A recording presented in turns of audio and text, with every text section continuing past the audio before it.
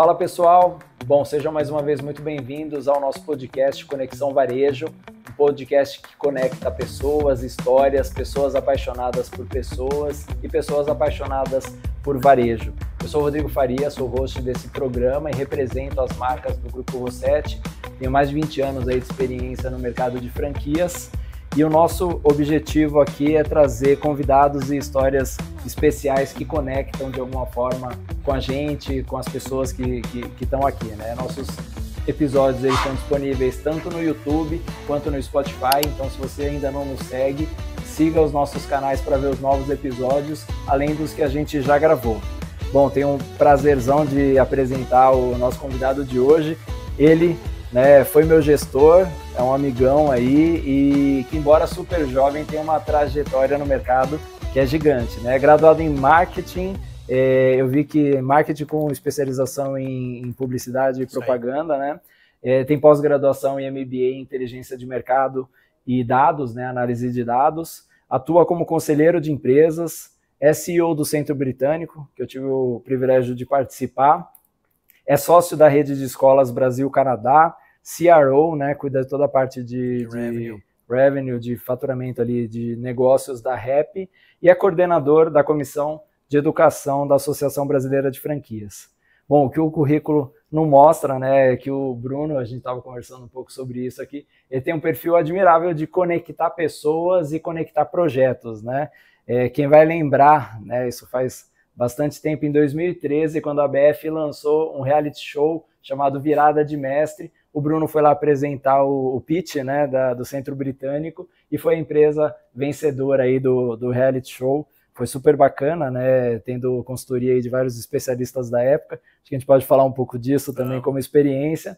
É filho, né, do Luiz e da Maria Antonieta, né, que são os fundadores ali do Centro Britânico. Estou aqui, inclusive, com o livro do Luiz, que tem uma história aí de empreendedorismo super bacana e super participativa aí no projeto, e acabou de lançar o maior empreendimento da vida, que é a paternidade, né? É isso aí. Boa, então, com muita alegria eu apresento o Bruno Gagliardi, seja muito bem-vindo ao Conexão Varejo. Legal, Rodrigão, obrigado pelo convite, espero poder agregar aí o trabalho que vocês vêm fazendo. O Rodrigo falou um pouquinho de mim aí, mas o Rodrigo foi uma das pessoas mais especiais que eu conheci no franchising. Me ensinou muito, né? Eu acho que era uma época que a gente estava crescendo e foi fundamental aí na história do Centro Britânico também.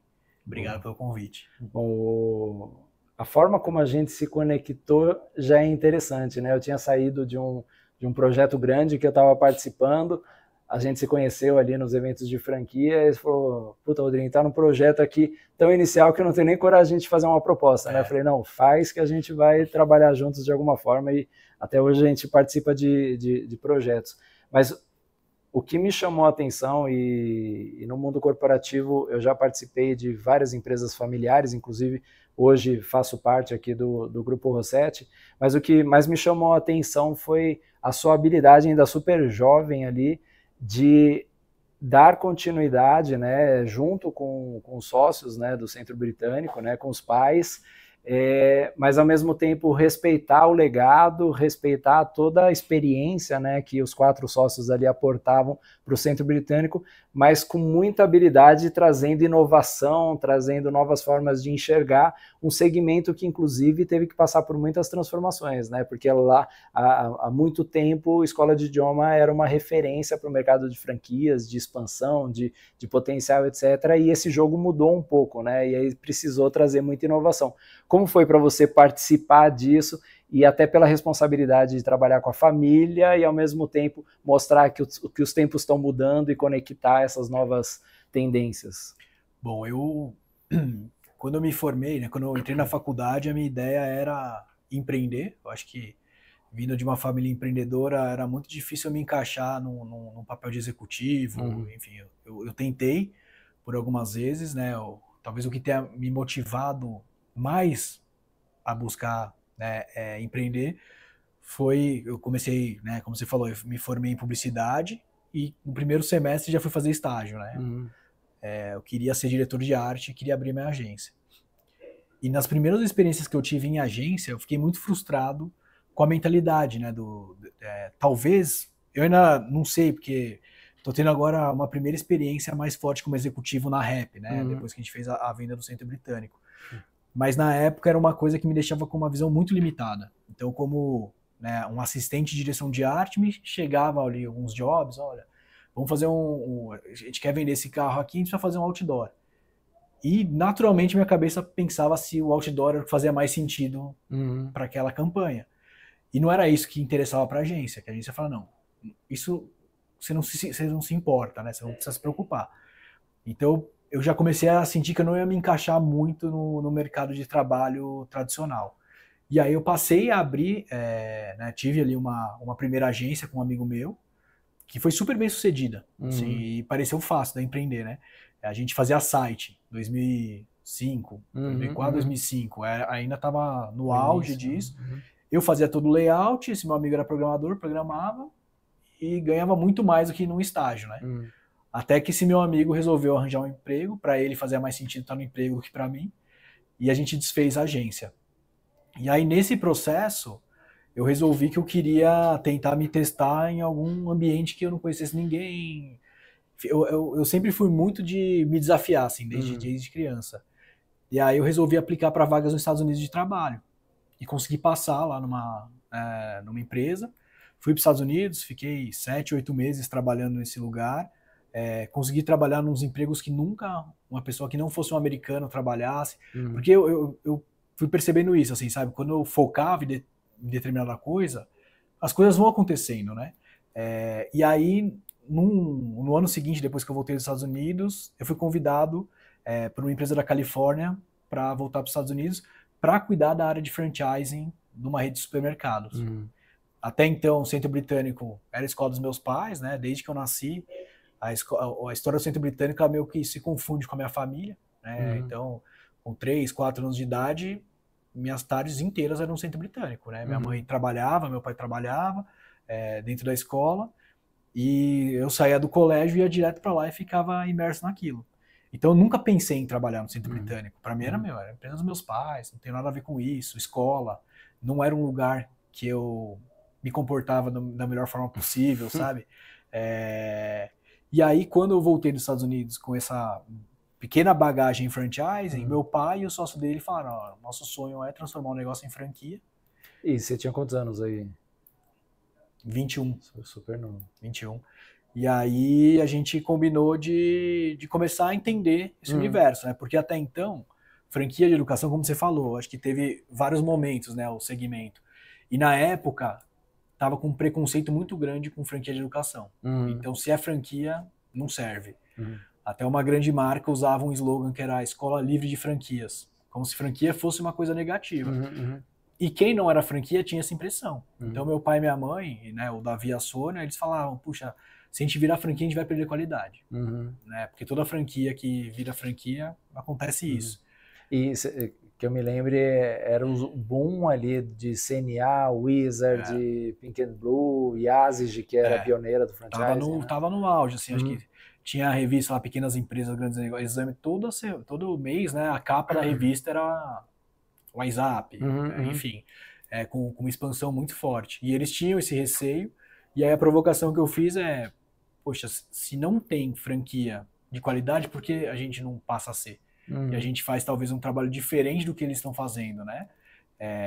Nisso meu pai me chamou para ajudar nesse processo de formatação, né? A gente acabou tendo a sorte de entrar num fundo na época chamado Franchising Ventures. Acho que existe até hoje. Eu acho que hoje chama Brasil Franchising, que na época era Livraria Nobel, Sapataria no Futuro. Era o Sérgio Milano ali, né? Sérgio Milano, Gerson Keila, Paulo César Mauro. Então era um pessoal muito bem enfroiado, né? E o que a gente combinou com eles é que eles formatariam a franquia pra gente, vendendo a gente tocaria o negócio, né? E a gente ficou, acho que quase 3 anos juntos, mas a tese do Franchising Ventures era ter uma estrutura enxuta e única, dando suporte para todas essas marcas, né? A ideia era fazer IPO, inclusive, ser primeiro fundo mesmo, operador de franquia. E o que a gente percebeu com o tempo é que a educação não se encaixava nesse formato, porque uma coisa era você ensinar a pessoa ali que ajudava a Nobel a vender mais livro, na sapataria ajudar o cara a vender mais serviço. Outra coisa era você fazer isso dentro da escola, ensinar alguém na aula. Então, quando a gente começou a trazer coordenador, a gente começou a trazer algumas pessoas que eram fundamentais para o negócio, não casou muito com o modelo deles. E aí a gente tinha, né, e isso assim, sempre aprendendo muito com meus pais. Porque na época a gente tinha 2 caminhos. Ou a gente vendia nossa parte para eles, ou comprava a parte deles. E a gente não era capitalizado. Tava começando o processo, perto deles a gente não era, né, financeiramente a gente não era muito significativo. Já tinha começado a expansão, ainda não? Já, a gente começou, a gente tinha 4 unidades que elas eram próprias, né, 2 100% e 2 a gente tinha 51%, e a gente tinha feito uma primeira experiência em Jundiaí com uma escola licenciada, mas que não era franquia nem nada. E a gente saiu lá da Franchise Ventures com 11 unidades. Então não foi um crescimento exponencial nem nada, mas assim, é difícil vender as primeiras, né? Sim. Você sabe que é complexo fazer o pessoal acreditar em você, ainda mais no momento que tava o boom das escolas, né? Então, por que ele compraria um Centro Britânico ao invés de comprar uma dessas marcas super comerciais que estavam no comercial da novela, como a gente tava falando, a gente teve uma reunião, um treinamento mais cedo com o time, a gente estava falando que foi a época em que eles davam garantia de resultado, né? Você vai ter o payback em tantos meses ou seu dinheiro de volta. Depois a comissão de ética da BF caiu matando porque... porque o seu dinheiro de volta, as condições, aliás, eram meio complexas. Mas enfim, né? Era um momento próspero, então quando a gente falou, a gente não quer que a marca feche, porque a gente tinha medo de fechar, do formato que estava sendo feito as coisas. A gente precisa comprar de volta. E aí eles fizeram ali uma projeção de 10 anos, que a gente ia ter mais de 1.000 unidades, e a gente teve que pagar um valuation em cima de um fluxo de caixa descontado, que foi bem complicado, né? Mas que eu acho que moldou muito o meu perfil como empreendedor e como executivo do centro, né? Então a gente teve que voltar.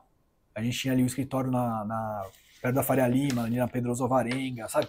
Tinha toda uma estrutura e a gente teve que voltar para dentro da nossa unidade de Perdizes, dentro de uma salinha, convencer pessoas boas para virem trabalhar com a gente, né? A Valéria, que você conheceu, ela foi a primeira pessoa que veio, acreditando naquele sonho, entendendo que a gente ia ter 3 anos ali para conseguir recuperar o dinheiro que a gente pagou para eles. E foi nessa época, inclusive, que eu resolvi entrar no Virada de Mestre, que você comentou, porque eu acreditava que a gente seria o jeito mais fácil e melhor para a gente de dar visibilidade para a marca naquele momento. Porque eu não tinha dinheiro para fazer marketing. E aí, quando pintou, eu falei, poxa, se vai ser um reality show da BF, que no final, o que eles vão falar? Essa franqueadora é a que tem os melhores processos, que foi a gente que fez, do Brasil. Seria um efeito quase Shark Tank, né? Exato, exato. E aí a gente partiu disso para 2016, a gente já tinha quase 40 unidades, né? E aí, né, mas trazendo a sua pergunta inicial, eu não tinha a ideia de trabalhar com o Centro Britânico. Então, mesmo nesse momento, a minha ideia era vou formatar e depois eu deixo meu pai, o Davi, minha mãe, né, a Sônia, tocarem. Só que o que eu percebi nesse momento? Que você ser dono de uma escola é muito diferente de você ser dono de uma rede, né? Você ser franqueador. Então, num primeiro momento, a minha intenção era até proteger um pouco eles de determinadas coisas, porque O case de gestão de escolas nadava de braçada, né? Porque a unidade da Pompeia e Perdizes tinha um resultado... Tanto que se você pegar ali vários bairros importantes de São Paulo hoje, fecharam quase todas as escolas, o Centro Britânico fica lá de pé, sabe? Por conta dessa mentalidade lá de trás, né? E então eu via muito, né? Às vezes a gente abria uma nova unidade, em 2 meses o cara já achava que, não, precisa ter chinês aqui, precisa ter mandar... E você fala, cara, o cara nem esquentou o banco ainda, e pro meu pai, pra minha mãe, pro Davi, pra Sônia, que estavam no negócio há muitos anos, era muito dolorido. E aí eles ficavam muito reativos em relação a isso. E aí cada unidade, às vezes, que a gente abria, que vinha com algum tipo de questionamento, era mais um motivo, vamos parar de abrir unidade, vamos... Então, num comum acordo ali e de entendimento do momento, eu resolvi que eu precisava tomar a frente do negócio, deixava eles tranquilos para tocar as unidades que eles ainda tinham, né? Enquanto eu tocava a franqueadora. Então, eu acho que esse foi um dos momentos importantes disso. E eu acho que um segundo momento também que sempre ficou muito claro na minha cabeça e que eu vejo poucas pessoas falarem disso quando a gente fala de sucessão.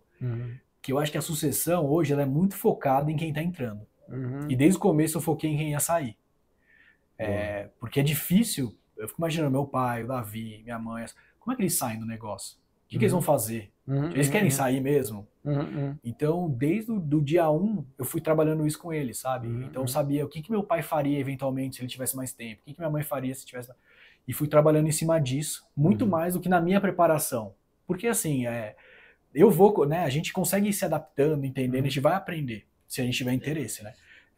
Mas para quem sai, é um negócio que a pessoa, se ela sai de uma hora para outra, ela não sabe o que ela vai fazer da vida, né? E eles são super jovens, então sempre foi uma preocupação que eu tive. Todo mundo que vem me falar de sucessão, a minha primeira pergunta é o que o sucedido vai fazer, porque eu acho que é aí que tá a grande virada do negócio, sabe? Porque a partir do momento que você tem isso acordado, a sua vida como sucessor também fica muito mais fácil, porque eles acreditam mais no que você está fazendo. Eles estão vislumbrando também para onde que eles estão indo, né? Eles não estão só olhando para a empresa e o que depois eles vão fazer. Então acho que é um caminho conjunto que todo mundo está olhando para o mesmo lado mesmo, assim.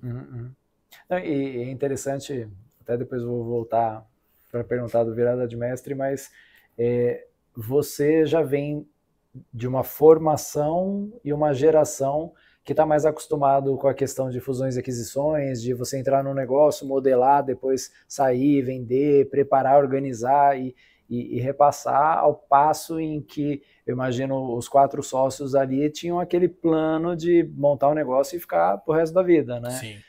Quase como era o corporativismo, o CLT ali, né? Eu vou entrar numa empresa e vou fazer carreira lá.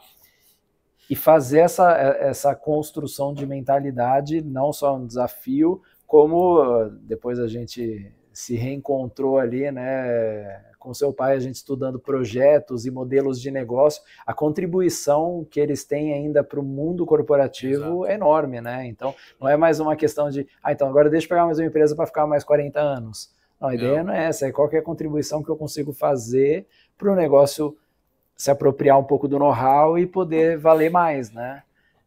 Então, isso eu acho que é super legal e eu acho que é uma construção que você conseguiu trazer pro sucedido também, né? Eu lembro das primeiras reuniões que a gente teve lá com o pessoal da Franchising Ventures, que eles estavam falando de IPO, e aí acabou a reunião e eles falaram, o que é isso? Sabe? Então é isso, não tava no radar deles isso, sabe? Era uma coisa muito mais ampla, e isso também me ensinou, né, a entender qual que é a agenda de uma pessoa que está à frente de um negócio, né? Então, entender que fusão e aquisição, como você se prepara para isso, enfim, várias coisas que até então, eu acho que para eles, do que eles pegaram o centro até onde eles levaram, não fazia parte da agenda. Talvez eu fico olhando às vezes, né? E talvez isso também tenha funcionado muito bem na nossa sessão. Eu sempre honrei muito tudo que eles fizeram, sabe? Então, eu não sei se eu seria capaz Opa, peguei no microfone aqui, desculpa. Não. Eu não sei se eu seria capaz de fazer o que eles fizeram. Então, honrar esse legado e honrar cada pessoa que levantava a bandeira do Centro Britânico, um franqueado, era uma coisa meio que intrínseca. Uma responsabilidade. Comigo, sabe? E foi uma decisão que eu tomei quando eu entrei de que o Centro Britânico vai estar comigo pro resto da minha vida, independente de qualquer coisa, eu vou estar a serviço dessa bandeira, sabe? Então, acho que isso também facilitou muito, às vezes, tipo, cabeçadas que eu podia dar com eles, por querer botar alguma coisa que eu achava e de olhar de uma maneira mais ampla, sabe? Escolhendo direitinho as batalhas que eu queria ter com eles para não ficar brigando por qualquer coisa também, né? Então, e isso é uma sabedoria e uma inteligência objetiva e até emocional muito forte, né? Porque ao mesmo tempo em que você está lidando com visões geracionais diferentes ou desafios corporativos, até porque você teve uma jornada de formação, de educação que também foi diferente da deles ali, de você conseguir trazer um ponto de vista com esse respeito, mas conseguir trazer resultado, né? Porque eu acho que a gente estava falando aqui um pouco antes, o desafio de muita empresa familiar é que fica tanto nessa discussão de pontos de vista improdutiva, porque não consegue ter a empatia, de entender um pouco o lado de um de outro, que o negócio todo vai sofrendo enquanto quem está ali em cima está se decidindo, né? É isso. Eu acho que esse movimento da gente recomprar o negócio fez com que todo mundo se engajasse ali, né? Engajar, sabe? Falar, vamos dar a volta por cima. Só que vai funcionar e E eu acho que tanto eu quanto meus pais, principalmente o Davi e a Sônia, que não são nem da família, né? Sempre foram super bacanas, assim, em relação a isso, sabe? Mesmo quando tinha discordância, eventualmente a gente fazia teste, enfim. Eu sempre me senti muito ouvido. Isso eu acho que foi bastante importante. Não, boa. Bom, eu presenciei, então sei que foi isso. Agora, tem um ponto também interessante dessa visão estratégica de condução, de respeito à condução do negócio. Eu assisti um outro podcast que você participou, estava te comentando, e você falou uma frase ali que eu achei interessante, porque pessoas que profissionalmente conseguem trazer bons resultados, sabe que se precisar arregaçar a manga e pôr a mão na massa, vai conseguir fazer um bom trabalho, né? E aí você falou a frase de você percebeu a necessidade, acabou indo muito a campo, e tem muita gente que fantasia e filosofa demais isso como sendo uma coisa muito bonita, mas quando você faz isso, a sua cadeira de gestor fica vazia, né? Então, quem que está sendo o direcionador da estratégia, da rede, como todo? Eu acho que esse papel também foi muito importante lá para saber que, embora a execução fosse importante, alguém tinha que estar olhando o todo ali para fazer o negócio tocar, né? E eu acho que talvez esse tenha sido o que fez a gente ser bem sucedido em relação a isso, porque como a gente tinha muito claro, não vou falar desde o começo, mas assim, de 2014, 2015, já veio essa conversa de a gente quer fazer uma saída, né? E aí eu consegui tá nessa cadeira da liderança, olhando para esse interesse deles. E o que a gente precisava fazer no médio e longo prazo para que isso acontecesse do jeito que eles imaginavam foi fundamental, sabe? Então, muito embora eu tenha descido da cadeira várias vezes para fazer as coisas que precisavam ser feitas, né, na trincheira ali, sempre que eu descia, eu sabia que estava sendo para aquele caminho que era justamente para preservar aquele caminho, sabe? Então, hoje mesmo, eu tô com um desafio muito parecido, né? Lá na Rap eu cuido de toda a parte de novos negócios, fusões e aquisições. E no meu time ali, saiu de um time de, eu acho que 9, 10 pessoas para 3 agora. Então, né, a gente teve uma pessoa que saiu na semana passada, que era ali braço direito nesse processo. Cara, hoje eu tô resolvendo tudo e não tem problema, sabe? Não tenho medo disso. Foi uma das coisas também que me libertou. Que às vezes eu ficava querendo resolver a vida muito rápido. Né? Então eu tive outras empresas, né, nesse processo. Eu já vendi 3 delas, né, nisso tudo. E sempre eu acho que com essa cabeça de, puxa, preciso juntar dinheiro, preciso não sei o quê, porque eu não quero, talvez com 80, 90 anos, ter que trabalhar pra comer, sabe? Sim. E um dia me deu uma virada de chave dessa, de falar, eu vou trabalhar. Mas eu gosto muito, sabe? Então tá tudo bem. E aí isso tudo também ficou muito mais leve, sabe? Então tem que fazer determinadas coisas, por exemplo, agora você falou do reality show, né? Então já plantei árvore, já ganhei um reality show e agora estou fazendo um livro. Né? E o livro, a minha ideia era, vou estruturar de determinadas formas, e cara, hoje eu me encontrei eu tendo que escrever. E para mim não é uma coisa negativa, sabe? Eu acho que tem gente que fala, poxa, mas era para não sei quem fazer isso. Eu falo, não deu certo, eu vou fazer, sabe? Porque para mim é importante. E faz parte de um propósito como um todo. É isso, ali, sabe? Né? Então, eu olho muito para isso, assim, mês a mês da minha vida, eu tenho que olhar, por exemplo, março agora, poxa, foi um março legal, sabe? E... O que eu vou fazer melhor, né? Então, agora próximo mês, que tipo de entrega que eu tenho que ter comigo mesmo que eu vou falar, poxa, que legal esse mês, sabe? Então eu tenho esse negócio de eu tento não gastar muito tempo com coisas que para mim não são produtivas. Pode ser que para outras pessoas sejam, como essa questão que a gente falou do alinhamento, sabe? Tem coisas que eu não vou ficar... Já entendi que o jogo é assim, eu não vou ficar... Ou eu saio, ou eu faço o que tem que ser feito, sabe? É muito difícil eu ficar reclamando, sabe? Então, e eu acho que isso foi muito de coisas que eu aprendi de criança com meus pais, que não tem... Fala, vai reclamar para eles, né? Imagina, 3 filhos, com uma escola pagando a conta de casa. Não adianta reclamar. Segunda-feira os problemas estão lá, sabe? Então acho que talvez seja um pouco essa visão empreendedora. É o clássico fazer o melhor que tem nas condições que tem, até que tenha a condição de fazer melhor, né?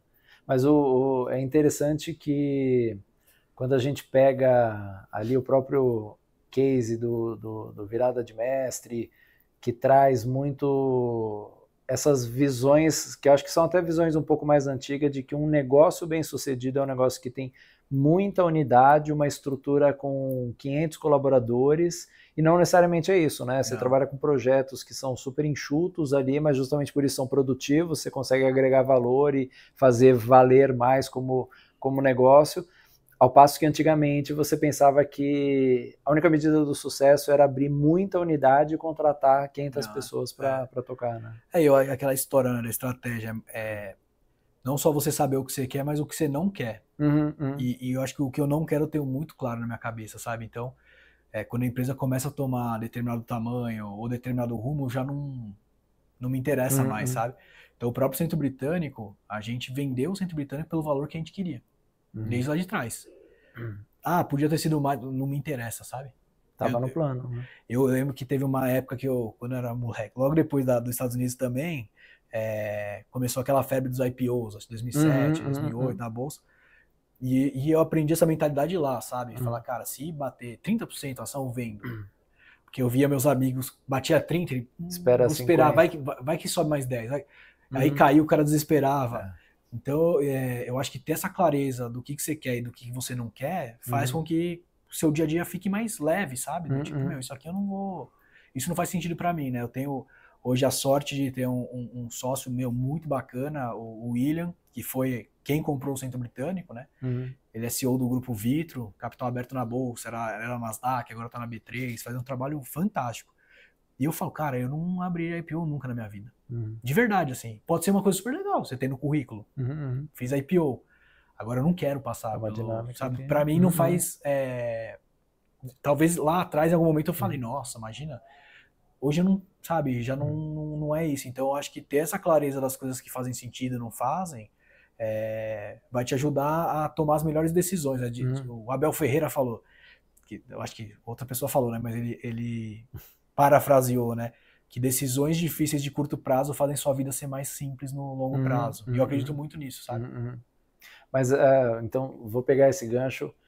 Vou até te pedir para explicar um pouco como foi o Virada de Mestre e como foi essa experiência de receber esse aporte, né, de conhecimento, de ferramenta, se isso foi positivo, negativo, Legal. ou o que tira de positivo ou negativo disso. Foi muito positivo, assim, a gente ficou sabendo sobre o concurso, né, da BF na feira, a gente estava expondo, e aí o que veio para a gente de desafio era o seguinte, a BF está procurando segmentos e empresas que demonstrem que tem grandes desafios, mas um bom plano para suplantar esses desafios.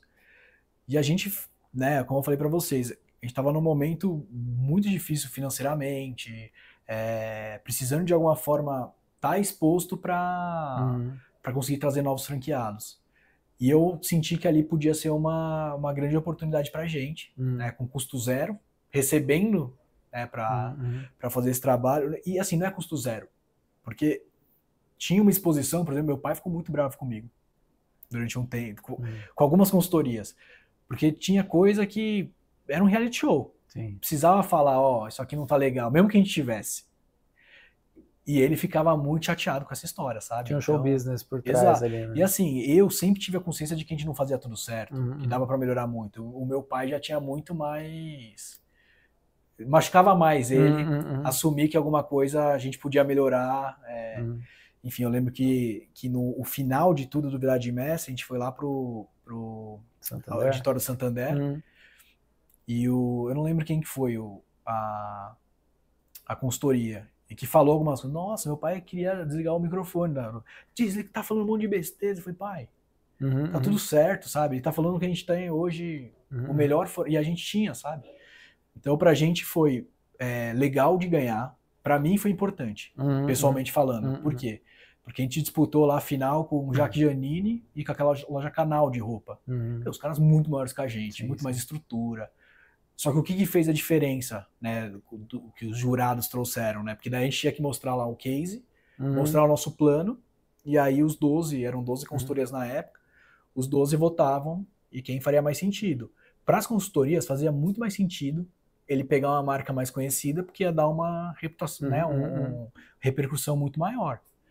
Só que o que eles falaram? Qual que foi a diferença? Foi a questão do brilho no olho, sabe? Você tá querendo fazer o negócio. E aí eu acho que por isso o projeto foi muito bem sucedido na nossa versão. porque eu realmente queria. Uhum. Poxa, imagina você ter 12 consultorias, ter lá Francap, a Melita, o pessoal do SAP, Era o Júlio por Vidotti. competência, né? Você tinha a estruturação jurídica, de planejamento, de processos, de... Exato. Então eu falei, poxa, eu tô entrando no mercado franchising agora. Cara, eu vou conhecer esses caras, os caras vão fazer isso que a gente tá precisando. Então eu sempre via como uma oportunidade sensacional. Então mesmo que tinha esses upsides, de vai falar alguma coisa que não é tão legal, eu não ligava, sabe? Porque eu não acredito também, eu acho que quando as empresas se pintam muito perfeitas, eu falo, meu, sabe, a gente sabe que não é assim, né? Então, pra gente foi muito importante esse processo. Os franqueados que estavam na época, a gente já tinha uma rede, selo de excelência, cinco estrelas nas pequenas empresas, a gente já tinha isso. E a hora que eles viram tudo que a gente passou, viram principalmente a nossa abertura e a humildade para melhorar os nossos processos, cara, a gente conseguiu realmente daí ter uma rede muito coesa. E as pessoas que procuravam a gente, a partir dali, eram pessoas sérias que queriam estar num lugar que era sério, sabe? Então, pra gente eu achei super positivo, né? Tiveram uma ou outra consultoria lá que acabaram não conseguindo nem entregar nada e que falaram, meu, desculpa, tal. Porque daí isso também mostra, né? Porque a consultoria não quer necessariamente dizer que ela sabe mais que você, mas era ela te ajudar a coisas que a gente sabia que a gente não fazia direito, a gente conseguir fazer, sabe? Trazendo ideias, tal. Então, acho que pra mim ficou uma coisa muito positiva. Eu acho que pro meu pai, pro sócio, ficou uma coisa do tipo, esses caras estão dando consultoria, mas eles não são tão bons, sabe? Ficava uma competição, mas que acabou sendo super positiva, me integrou a BF, porque até então o pessoal do Brasil Franchising não era muito próximo da BF, e todas as vezes que lá né, uma coisa importante, quando eu trabalhava no fundo, pelo Centro Britânico, eu assumi lá a cadeira de diretor de marketing e de diretor de inteligência de negócios. Então eu era o responsável por captar interessados para abrir as franquias, né? Eram mais de 600 franquias no grupo. E várias vezes eu tentei me aproximar da BF e eles falaram, não, BF é perda de tempo. E para mim foi muito importante ver que não era, sabe? Então foram 6 meses muito intensos, mas muito bacanas, assim. Não, e eu acompanhei, né, um pouco depois desse momento, mas a própria interpretação e tradução que vocês precisaram fazer de alguns feedbacks, né? Então, por exemplo, você precisa de um sistema, vamos botar o SAP. Aí você fala, puta, talvez o SAP é muito grande pro tamanho, mas eu preciso de um sistema. Então, a lógica que está por trás ela é importante, mas não necessariamente aquela, né? Então, acho que essa adaptação ela também foi fundamental para você escutar o que o especialista diz, mas traduzir um pouco para a sua realidade de negócio. Né? Isso. Eu lembro da consultoria da Blue Numbers, por exemplo, lá do Márcio, que ajudou muito a gente numa decisão que a gente já tinha tomado, mas a gente estava com medo de dar o passo, que era criar os próprios livros. E aí a gente já tinha feito as contas. E aí ele fez a conta e falou, o que vocês estão esperando? E aí você fala, puxa, tá aqui, né? Preciso fazer mesmo, sabe? Então, e isso com certeza foi um turning point na história do centro. A partir da hora que a gente começou a ter os próprios livros, sabe? Mudou bastante o nosso financeiramente e de entrega para os alunos também. E aí, finalizando aí, ou seguindo a jornada do Centro Britânico, teve essa virada, né, de trazer essa propriedade intelectual e fortalecer. E aí depois chegou no momento em que a escola em si ela começou a ser repensada, né? Aquilo que para a franquia antigamente era o ativo de você montar uma escola, ter um número de salas, de cadeiras, etc. Isso foi perdendo força para um novo formato, né? Como que você adaptou isso para... Então, na época do Virada de Mestre, até um pouquinho antes, eu tinha um receio, porque eu estudo muito mercados de fora para fazer um deparo aqui no Brasil, sabe? E o Brasil é o único país da América do Sul que a escola não é integral. E eu lembro que estava começando um movimento, eventualmente, para as escolas virarem integral e ia pegar o nosso horário com os alunos, né? Então eu lembro que na época eu sentei com meu pai, com o Davi, que eu achava que a gente precisava criar um modelo das escolas virarem integral através do Centro Britânico. E o formato que a gente criou isso foi tendo aula de inglês todos os dias nas escolas. Então eu falo, poxa, se a escola está querendo virar integral, que ela me use para virar integral, para a gente conseguir proteger o mercado, né? E nessa época, o formato que a gente encontrou, e que hoje é um formato super consolidado, né? O pessoal chama de programa bilíngue, era da gente vender o material para a escola e a gente preparar o professor da escola. Né? Então a gente dava todo o suporte, fazia muito sentido, financeiramente fazia muito sentido. E a gente fez um primeiro teste, e a gente não tinha muito controle do que acontecia em sala de aula, porque o professor não era nosso. E isso foi muito complexo para o Davi e para a Sônia aceitarem de que faria sentido. Uma mudança de mercado mesmo. E aí eles falaram, gente, Bruno, a gente não quer isso. Então, não foi que todos os momentos eu consegui fazer as coisas que eu imaginava. E aí eu falei, gente, mas eu acho que isso é um caminho meio que sem volta, eu gostaria de testar. E aí eu abri uma empresa paralela ao centro pra gente ir entendendo, né, esse movimento, com um cara super especialista em colégios, né, o Christian Coelho, e tem uma empresa chamada Habit, que dá consultoria 360 para as escolas. E assim, a gente foi muito bem sucedido nesse projeto. Né? Então, mostrando que as escolas, de fato, elas tinham as escolas não viraram integral, mas elas passaram a virar bilíngue com o programa bilíngue. Então, a gente começou a ver uma necessidade das escolas de entregarem mais para o pai do que aquilo que, na minha época, era exigido. Né? E o porquê que eu acho que isso começou a acontecer? Porque, na minha época, sou eu e minhas 2 irmãs. Cada um lá de casa tem um filho. Então, o que meu pai gastava com 3 filhos para educação, hoje a gente gasta com um filho só. E aí é natural que a gente tenha mais investimento para fazer, mas que a gente cobre muito mais a escola, né?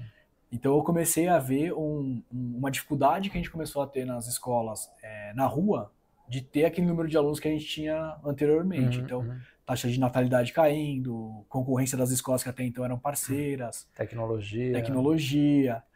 E nessa época que a gente criou esse programa bilíngue, eu testei uma outra coisa. Foi numa época que viralizou, né? Nem viralizava na época, né? Mas tinha um vídeo do Obama falando que a criança que não soubesse programar, ela não ia conseguir emprego na época.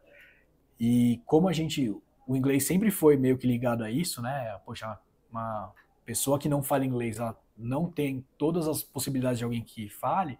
Eu senti que isso fazia sentido a gente ter também, já que essa era a nossa tese. E eu tentei criar uma escola de programação na época com um amigo meu, só que foi terrível a experiência. Assim, a gente montou uma turma, chamou um programador para dar aula para as crianças. O programador tinha tato zero com as crianças, né? O cara, via de regra, não é um cara social, e a criançada, querendo brincar com o computador. E eu falei, eu não vou sair do meu core e vou criar o programa bilíngue. Então a gente foi por esse caminho. Mas isso sempre ficou na nossa cabeça, sabe? E a partir do momento que a gente começou a ter menos alunos nas escolas, né? Muito embora a gente tenha conseguido subir ticket, enfim, as escolas se mantiveram saudáveis, eu comecei a ver uma falta de produtividade dos pontos. Então você pegava escolas grandes nossas que usavam as salas 28% do tempo, pagando aluguel super caro. E aí a gente tinha 2 alternativas. Poxa, vamos aumentar a carga horária do inglês ou vamos tentar trazer mais coisa para dentro de casa, né, no nosso portfólio. E fazendo alguns estudos com pais, a gente viu que o pai não ia querer aumentar a carga horária do inglês, sabe? Não era isso. Ele não estava disposto a pagar mais para ter mais aula de inglês. E aí acabou acontecendo meio que a tempestade perfeita. Que daí nessa época que a gente estava olhando para isso, por conta lá da comissão de educação da BF, eu conheci o William, né? O William fazia parte da comissão. Ele foi mandar o Otoniel, que é outro sócio da REP, hoje o CEO lá da REP, para uma reunião da BF, só que ele mandou um mês antes. Então, sei lá, era 27 de junho, mandou 27 de maio. E aí o Otoniel me ligou e falou, que sala que vocês estão? Porque eu falei, nossa, meu cara veio lá de Maringá. Eu falei, cara, você não quer vir tomar um café comigo? A gente tomou um café, a gente viu que ele tinha muitos valores parecidos, é um cara super jovem, visionário. E a gente resolveu, desde ali, começar a tentar costurar alguma coisa pra gente estar junto.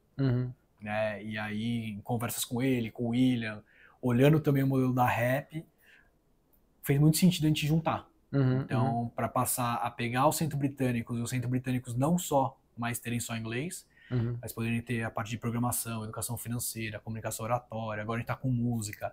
Assim como a REP, que qual que era o desafio da REP? O pai que bota o filho para fazer coding, programação, cara, esse filho já tá fazendo inglês, já tá fazendo natação, já tem os itens de primeira prateleira. Esse, é assim, se sobrar, vai complementar. A gente vai fazer, e aquele pai que é visionário. Então, não ter o inglês doía muito para eles. Então, a Rap era aquela escola que era lotada de sexta e sábado. Porque de segunda a quinta, o aluno tá fazendo inglês. E a gente passou a criar daí o Rap English, que hoje já faz 20% da base dos alunos. Então, essa fusão fez muito sentido pra gente, sabe? E para mim era muito importante pela saída dos meus pais, né, nesse processo. E ao mesmo tempo, aquele negócio que eu falei, né, da visão de longo prazo. Poxa, ser sócio de uma pessoa que tem capital aberto, o Otoniel, que é um cara brilhante na parte operacional, falei, cara, eu quero aprender com esse pessoal, né? A gente ter gente melhor do que a gente junto. Então foi uma coisa que casou tudo, né?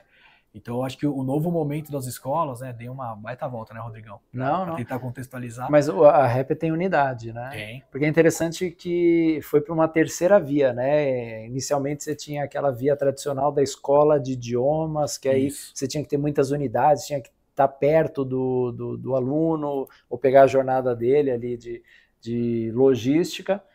Aí você começa a perceber que tem uma demanda dentro das próprias escolas, aí você não precisa mais daquele CAPEX todo, daquela estrutura toda, você vai até a escola e oferece puramente serviço, que aí é alto valor agregado, você tem menos custos fixos, etc., para operar.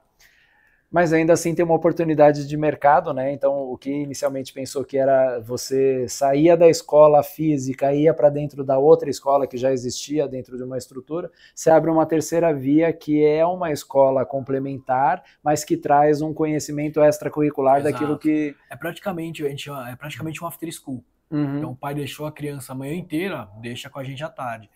E aí, né, nesse processo também, eu não lembro se na sua época a gente já começou a startar isso também, que hoje é o nosso grande carro-chefe nesse processo todo, que é montar as unidades dentro dos colégios. Escola franquia, né? Isso, porque os colégios, assim como as escolas de idioma, eles foram criados, vamos imaginar um colégio de 30 anos atrás. Cara, foi feito para 5 mil alunos. Hoje a realidade é ter 1.800.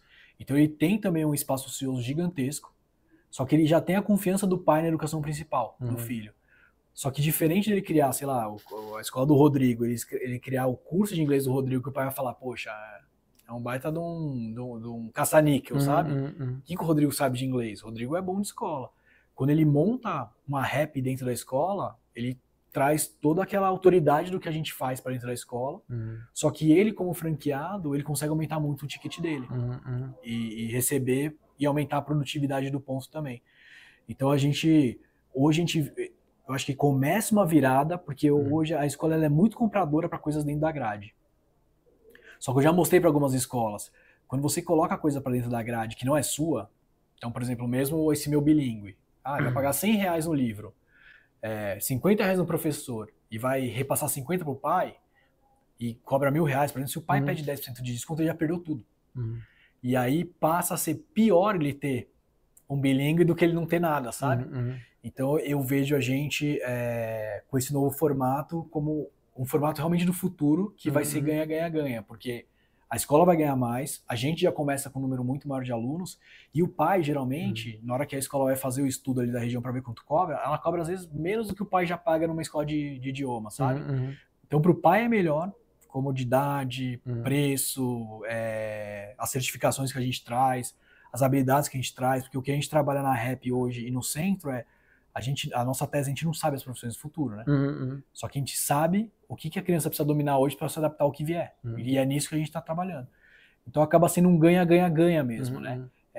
Então a gente está ainda num processo, né, aquelas curvas da ambidestria, de vencer uma barreira cultural das escolas, mas que as escolas que já estão pegando esse modelo, puxa, elas estão muito satisfeitas, elas estão rentabilizando, elas estão entregando muita coisa boa para os pais e estão conseguindo reter os alunos, que é o que a escola quer, né? E isso estão virando nossos cases para que a gente consiga, de fato, aumentar bastante a nossa penetração nesse formato. Legal, e você comentou da Rabbit, eu conheci antes até de a gente trabalhar junto, quando eu estava na Lego Education, porque quando a gente olha o mercado educacional, normalmente você tem aquele educador, pedagogo, que por um sopro de empreendedorismo, ele monta uma escola, ele monta um negócio, mas ele não tem toda aquela capacidade de gestão, de comercial, de marketing, de business mesmo, para tocar. E aí a Revit entendeu esse potencial e começou a oferecer a consultoria. Exato. Isso há mais de 15 anos, Exato. Né? E aí você trazendo essa visão de que a escola precisa de um empreendedor dentro da escola fazendo, talvez seja essa junção, né, do fundamento pedagógico que você não pode perder, afinal essa é a ponta da qualidade ali que você precisa trazer como educação, mas ter esse ar de business mesmo, né? Porque no final do dia precisa dar dinheiro para quem está fazendo, Exato. Precisa ser atrativo para quem está comprando. Não. E acabou uma coisa que foi colateral e muito positiva. Grande parte das escolas são empresas familiares, né? E às vezes está numa segunda, terceira geração e tem muita gente para pouca função aberta. E ele montar uma Happy School, que a gente chama, né, o School in School, faz com que, às vezes, o fundador fale, ó, tá bom, então meu filho, meu genro e minha filha aqui estão comigo na escola. Eles vão tocar esse novo modelo, a remuneração deles vai sair de lá e eu continuo tocando a escola. Então acabou até facilitando, muitas vezes, questões familiares dentro da escola, sabe? Que era uma coisa que a gente não tinha colocado como uma dor tão forte das escolas e acabou... Lógico, eu não consigo abordar isso. Resolve um tipo, vou te ajudar a resolver um problema da sua família. Mas acaba que, às vezes, o próprio mantenedor já vê isso como uma coisa positiva para essa resolução. Legal. Bom, eu comecei nosso bate-papo falando que um dos pontos assim, que mais me chama a atenção no seu perfil e na sua trajetória é essa sua capacidade não só de inovação, mas de juntar pessoas boas com projetos bons e ir conectando, né, até tema do nosso podcast aqui, para ir fazendo essas conexões, essas inovações e transformando o mercado, né? E aí você assumiu, para mim, a pessoa ideal para esse desafio, que é a coordenação de educação da ABF, porque eu imagino que todos os segmentos têm passado por esses desafios, né? Com inteligência artificial bombando, com as tecnologias aí em cima, com as pessoas repensando investimentos, né? Com essas dinâmicas de escola para turno contra turno, curricular, extracurricular, etc. Quais são os maiores desafios que você vê nesse sistema da educação da ABF? Legal. Bom, eu tive a felicidade de assumir a convite da Silvia, né, e do Décio, que o Décio fundador lá, é nossa presidenta e nosso fundador lá. E assim, eles fizeram um trabalho muito bom de consolidar esse trabalho da comissão. Quando eu entrei, eu quis aquele negócio, né? Eu não entrei para botar no LinkedIn que eu sou da coordenação. Falei, puxa, o que eu consigo fazer aí num curto espaço de tempo, de 3, 4 anos que eu vou ficar nessa cadeira, que realmente traga impacto? E aí eu criei uma agenda lá que vai desde a parte de a gente começar a ter dados de educação, porque a educação quase não tem dado e isso acaba atrapalhando bastante. Então, eu acho que uma parte de hoje a gente não ser mais um big hit como a gente era, foi porque abriram tantas escolas que fecharam muitas depois que passaram o tempo. Então, às vezes você vai numa cidade com uma pessoa que está olhando para uma franquia, ela fala, escola de lá, não, porque aqui tinha uma tal, fechou todas, não é um bom negócio. Ó, depilação a laser, ela tá com 60 aqui, eu vou botar mais uma, né? Então, eu acho... tá errado no ciclo, né? Você vai para a origem ali, mas sabe que o final é o mesmo. Né? Exatamente. E aí, o que para mim ficou muito claro, e eu escutava muito isso, né? Quando eu assumi a cadeira, eu resolvi fazer camuflada com... Na época eram 106 marcas, né? Hoje são 94 que fazem parte lá da comissão. Da comissão, não, desculpa, da vertical, né? Para ver o discurso que eles usavam. E, era batata, tipo, 1% dos brasileiros falam inglês, para escola de inglês. Então quer dizer que você tem 99%. E não era verdade. Né? Então eu acho que começar a olhar para dado e a gente entender o tamanho do potencial. Porque ninguém quer abrir unidade para fechar. Só que, vai pegando carona no negócio, de repente você se vê com um monte de unidade, mas com uma rede não saudável, né? Então, desde essa parte de dados, né, até a parte de integração mesmo, né? Então, uma das coisas que eu falei pro pessoal quando eu entrei foi, cara, se a gente tem 100 marcas, eu quero fazer... A gente nunca tinha feito um evento aberto, que não fosse a Franchising Week. Eu quero passar a ter 2 eventos abertos por ano para ter 75% das marcas aqui. E aí foi um trabalho que é o negócio de descer da cadeira. Eu liguei para todos os 104, me apresentando, falando da agenda. E aí a gente fez um primeiro encontro no Kumon. E deu 80% das marcas. E desde então isso nunca mais acabou.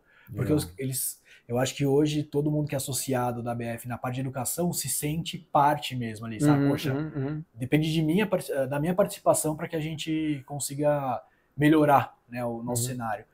Então, esse ano, para você ter uma ideia, né, nos primeiros anos eu bati muito forte nesse negócio da integração e na qualidade dos eventos que a gente fizesse. Então, de NPS, assim, nosso NPS é super bom. E nunca a gente teve muita participação, né? E aí, esse ano, Rodrigo, então, a gente começou a olhar muito para essa integração. Para mim era muito importante eu saber quem que era a pessoa de cada uma das marcas. Hoje eu sei. E eu tenho trocas constantes com as pessoas, né?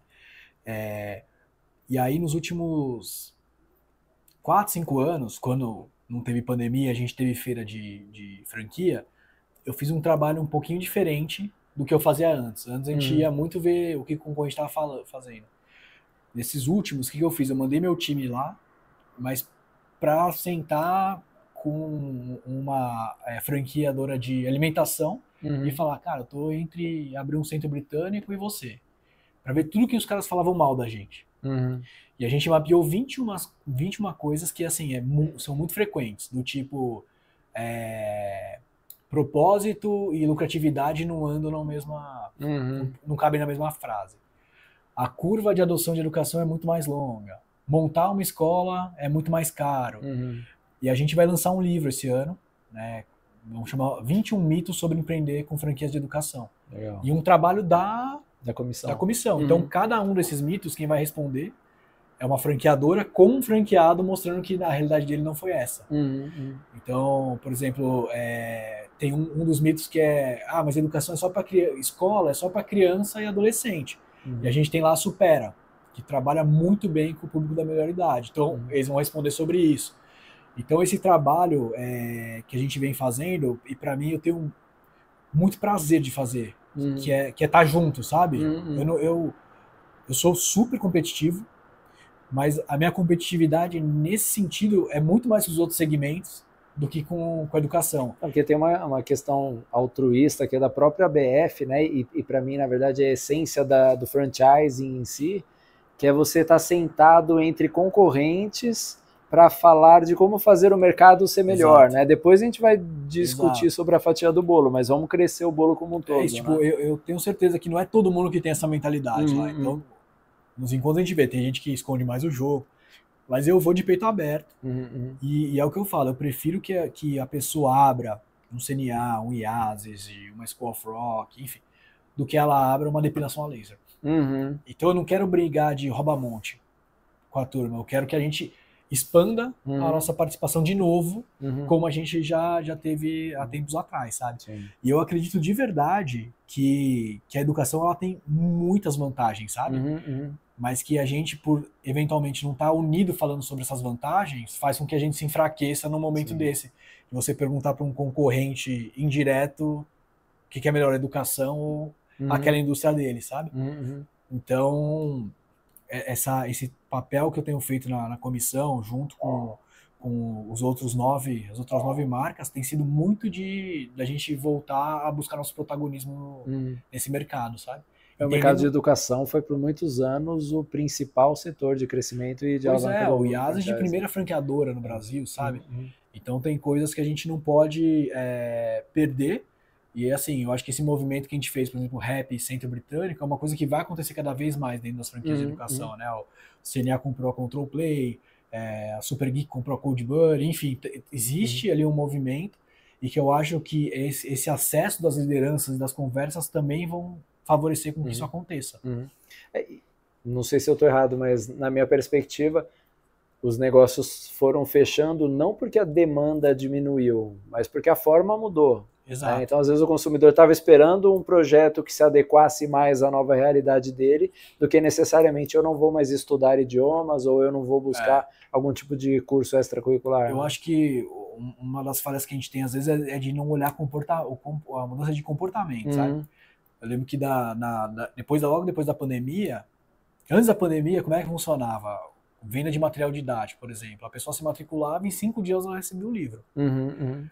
E aí, a hora que acabou a pandemia e a gente começou a voltar, eu falei isso pro meu pai. Falei, pai, hoje você pede a Amazon, Mercado Livre, chega no dia seguinte.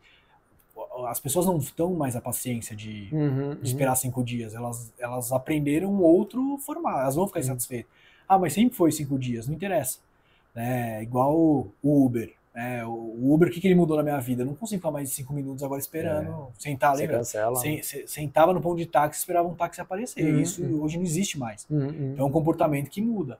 E aí a gente passou a, antes de vender os livros, a gente já deixa um estoque em cada unidade para que a pessoa saia com o livro. E é uma coisa sutil, que a gente às vezes acha que não faz diferença, mas a satisfação que você tem no cara dele pegar, ou assim, não é nem que ele fica mais satisfeito, você consegue pelo menos não deixar ele insatisfeito, sabe?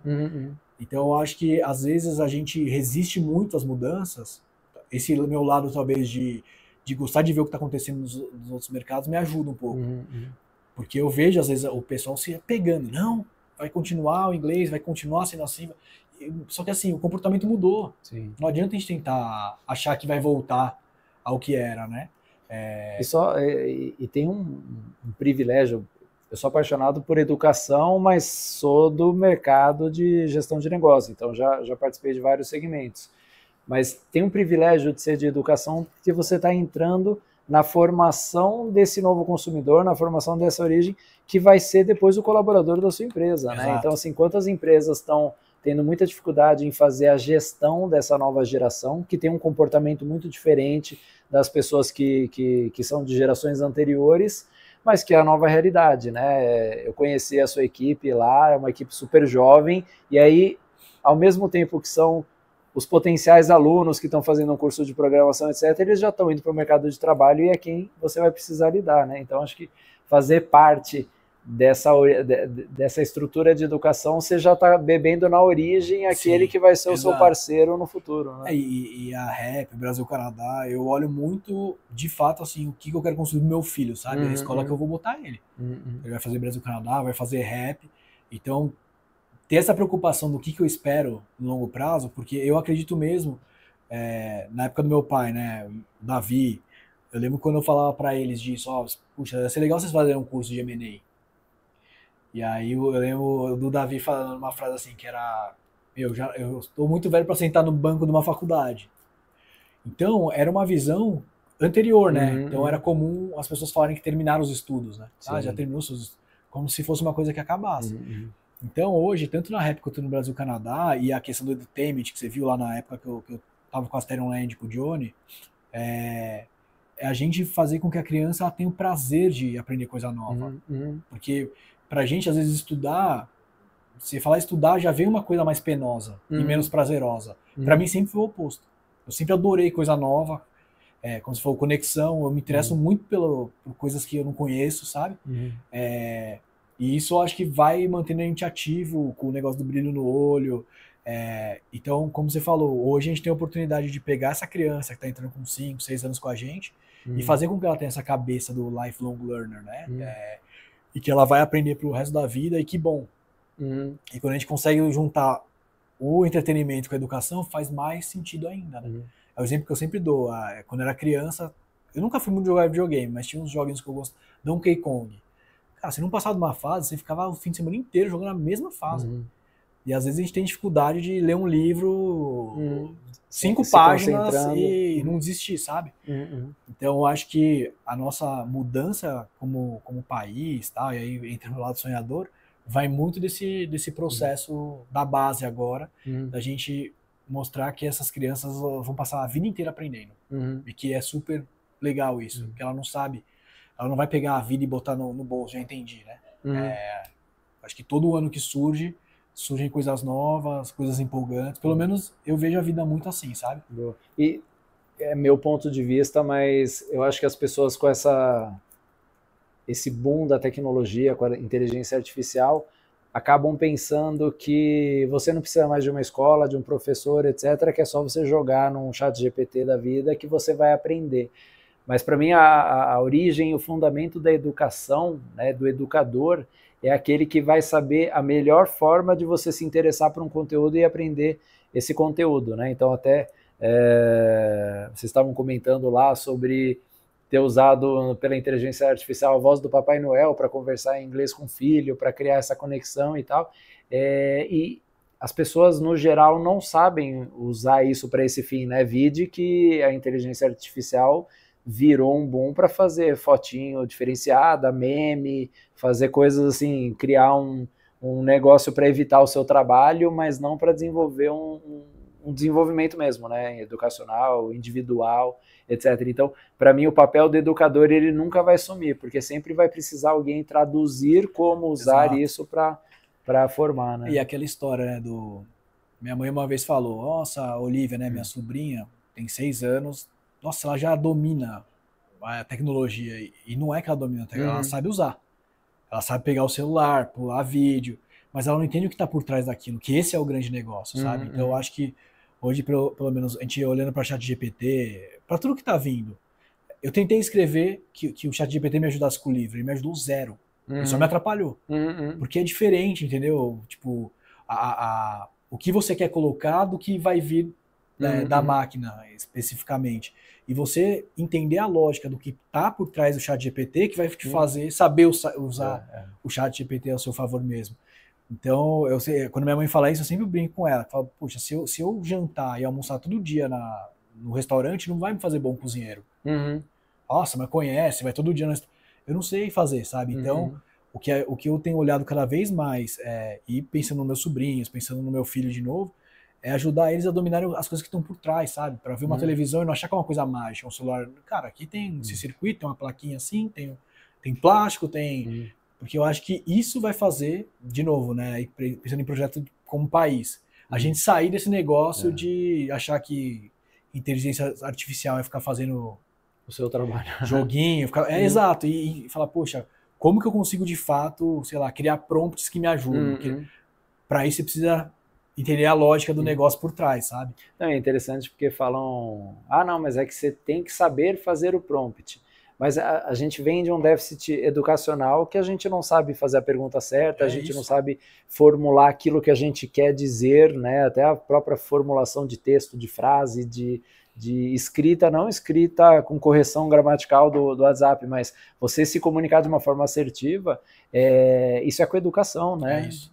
E a nossa educação, ela ainda está em evolução, né? Porque a escola não te ensina a perguntar, né? Ela te ensina a responder. Você imagina hoje se tivesse uma prova que te desse a resposta e te forçasse a pensar como que você perguntaria para chegar naquela resposta, sabe? Então, por isso que eu acredito que esses novos modelos do que a gente está desenvolvendo são as coisas que vão, no longo prazo, melhorar, porque a gente está tentando transformar, conservar tudo aquilo que realmente é bom ainda. O pai é muito conservador em relação à educação. Então, por mais que ele peça várias coisas na hora de matricular o filho, ele vai querer matricular naquilo que ele já tem uma garantia de que vai dar certo. Mas, ao mesmo tempo, a gente, como principalmente na REP, no centro, que a gente é curso livre, não é regulamentado, a gente consegue fazer essas provocações, sabe? Então, na REP, no centro, hoje, todas as aulas, né, todos os conteúdos que vão ser dados, eles são feitos com uma missão, uma descoberta, uma missão e uma prototipagem.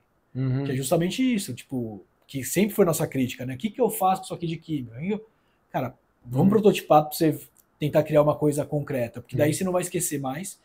E talvez o seu protótipo seja algo que vá conseguir contribuir com...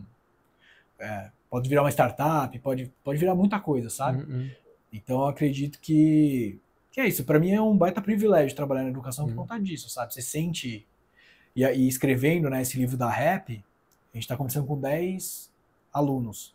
Pai de aluno, franqueado, e, cara, arrepia, sabe? E às vezes eu levo isso para dentro da empresa. Vocês sabiam que a gente tem um aluno, por exemplo, que ganhou com 7 anos um concurso da NASA? E a gente não sabe. Fica muito restrito lá na ponta, sabe? Então, enfim, eu acho que é onde tangibiliza a mudança mesmo. Talvez por isso que eu gosto tanto, sabe? Que eu todo dia me renova. Você fala, caramba, tem um caminho legal, sabe? Muita coisa vai percorrer, mas existe o caminho, sabe? Não adianta eu ficar reclamando que a escola, as escolas não formam mais ninguém. Pra você ter uma ideia, a REP hoje a gente está em Portugal, Espanha, França e Angola. Em Portugal são 10 mil alunos. Sim. Então a gente exporta educação para a Europa. Então, poxa, alguma coisa de muito boa a gente está fazendo ali, sabe? Sim. Não, e é interessante, lembrei até aquele meme da menininha falando com a repórter, que a gente está estudando para se preparar para profissões que nem existem ainda no futuro. A repórter, que profissões são essas? Não existe ainda, né? Mas ele pega muito da essência de aprendizagem, né? Do lifelong learning, de você... Porque se a gente pegar filosofia, né? Se a gente pega desde a arte da guerra, ou de toda a lógica...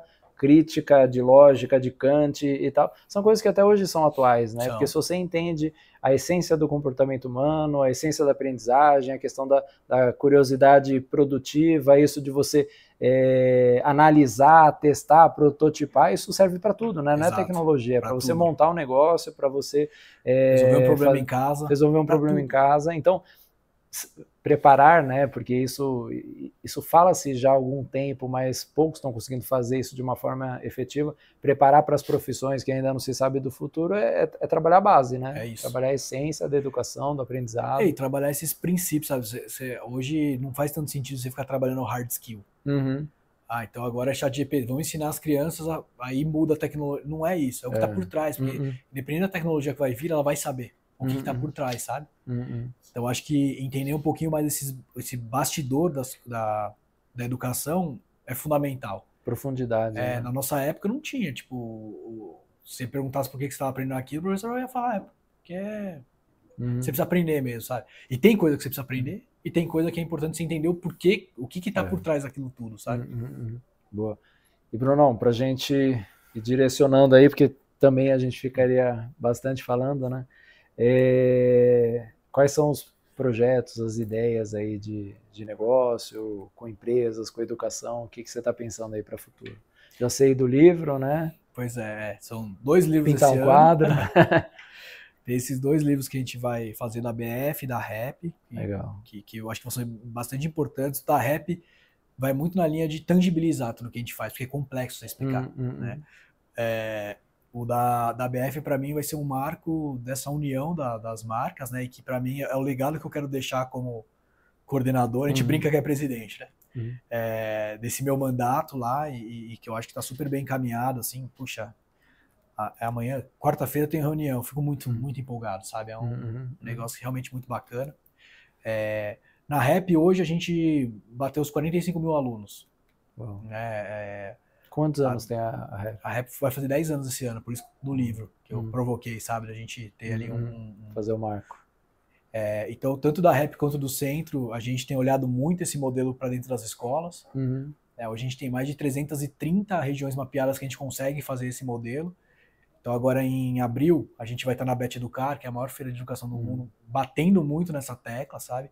É um movimento que está acontecendo, né? A REP em 2022, um ano antes da gente entrar lá com o Centro Britânico, tinha 3, 4 mil alunos.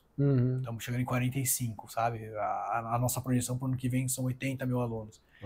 Então o negócio a gente vê que faz sentido a tese, né? Eu acho que o inglês ajudou bastante, mas eles já tinham ali um caminho muito bem definido também. Com o Brasil e o Canadá, a gente tem feito um trabalho um pouco diferente, porque até 2 anos atrás a gente abria franquia, hoje é infranqueável um negócio que custa 10 milhões de reais com juros do jeito que tá, né? Então a gente perde para qualquer que... investimento. Exato. Então a gente hoje tem feito um outro tipo de trabalho aí com algumas escolas que já existem, né? Olhando também para o longo prazo, para consolidar esse mercado de educação bilíngue de fato, né, no Brasil. E eu tenho, te contei, né, meio que ainda não tem nada oficial assim, mas eu tenho olhado e sido convidado para fazer parte de alguns conselhos de empresa. E eu acho que o que tem me credenciado a isso, porque eu olhava para isso mas daqui uns 10 anos, né? Mas eu percebo que talvez essa experiência meio que transversal em muitas áreas, tipo, acaba trazendo uma riqueza tanto de informação quanto de tipos de formato que geralmente podem acelerar o processo das empresas em entradas de novos mercados, em desenvolvimento de novos canais. Então eu tenho conversado com algumas empresas em relação a isso, e a minha ideia é até o final do ano estar em dois conselhos pelo menos, sabe? Para aprender também em relação a isso. Boa. Fui lá no IBGC, mas eles falaram para ainda não fazer o curso. Então talvez eu faça o Dadon Cabral de consultivo, mas tenho imaginado isso, assim, sabe? E tentar. Agora a gente também abriu um instituto na RAP, chamado BeRap, que a gente começa agora. Que era uma coisa que desde que eu entrei, estava na minha alçada, mas não existia o instituto. A gente agora, em maio, vai inaugurar uma primeira escola que a gente vai trabalhar junto, Instituto Akashi. Vão ser 100 crianças, tem na nossa trilha de educação financeira. Então eu espero que o Instituto cresça bastante também. E isso eu também tenho muito prazer, sabe? De retribuir um pouco, porque é o que eu falo, é muito importante para o público que a gente já atua, a RAP, o Brasil-Canadá, o Centro Britânico. Só que quando a gente consegue pegar aquela pessoa que talvez não tivesse acesso, é ainda maior, sabe? Esse pulo. Então eu acho que a gente como... né, a gente que eu digo, né, eu e meus sócios, como empresários que somos aí bem-sucedidos, a gente precisa começar a estruturar um jeito de devolver, sabe? E através da educação. Então, estou bem empolgado com essa ideia do Instituto também, que começa a tomar forma. E basicamente é isso, sabe? Tenho tentado ajudar meu pai nesses próximos passos, né? Meu pai virou escritor, super orgulhoso, assim. Sempre gostou, 3 né, meses de ele escrever. escreveu esse livro aí. Agora está escrevendo algumas histórias infantis. Muito bacana. Tá com um projeto novo lá com algumas pessoas de educação que ele conhecia lá de trás. Então, enfim. E principalmente focar no filho, né? Esse projeto vai ser de longo prazo, né? É isso. Boa. Então, basicamente é isso. Mas você sabe que eu falo que trabalhar com educação, né? E eu fui filho desse berço aí também, que é um baita privilégio, porque ele te forma principalmente para a essência máxima do que é ser franquia, porque ser franquia é educação, né? É você pegar um modelo de negócios e ensinar alguém a fazer e dar continuidade, né? Então, você tem ali o empreendedorismo junto com aprendizagem contínua, né? Porque a franqueadora precisa evoluir, o franqueado precisa aprender e retroalimentar, porque ele também ensina a franqueadora, né? Mas aí você falando dos projetos, essa tempestade perfeita, né, no sentido positivo, é isso, né, a essência da educação, da pedagogia, junto com o empreendedorismo, junto com o franchising, que é um canal de expansão e de crescimento. Você consegue aportar isso não só para empresas de educação, mas qualquer segmento, já que o fundamento é o mesmo, né? Você está ensinando alguém a fazer alguma coisa, você está usando o canal de franquias para expandir, e aí pode ir abrindo aí cada vez mais portas, né? Na Franchising Week de 23, eu convidei o Adir para ser, né, o mestre de cerimônia lá.